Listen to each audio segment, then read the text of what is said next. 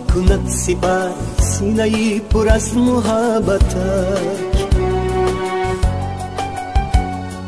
کیستان کند ظفر در نبرد دشمنان ملتش. آن که جان به کف گرفته تن به تن، بر عدو سیته زد و به جان اهریمن. آن که صبح و شام کشیدن از صف، خواند و قصیده و ترانه وطن. کیست سر سپرده وطن؟ من و تویه، آن که دوست دارد این چمن. من و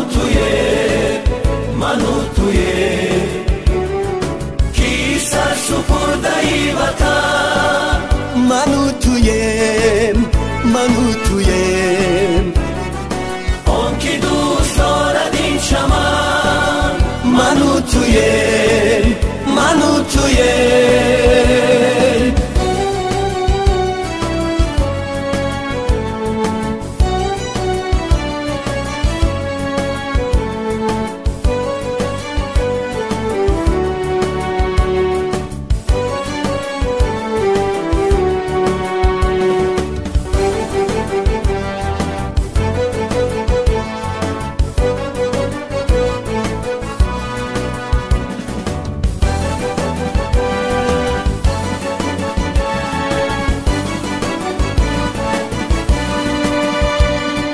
کیستان با غرور، با روح شکست ناپذیر خود، دشمنی خیانت از فدای بر دیاری بی نظیر خود. آن که پاسدار نام ملت است، ره سپاری راهی بر دوام ملت است. آن که صادقانه خدمت وطن، میکند برای او به نرخ جان و تن. کیست سر سپرده وطن؟ من و تویه، آن که دوست دارد این چمن. من و تویه، کی سر سپرده وطن؟ من و تویم، آن که دوست دارد این چمن. من و تویم.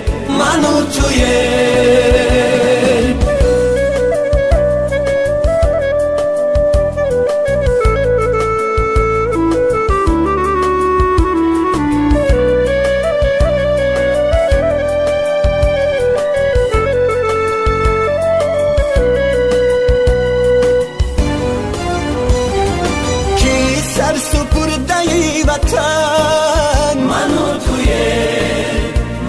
تویه، آن که دوست دارد این چمن. من و تویه، کی سر سپرده وطن؟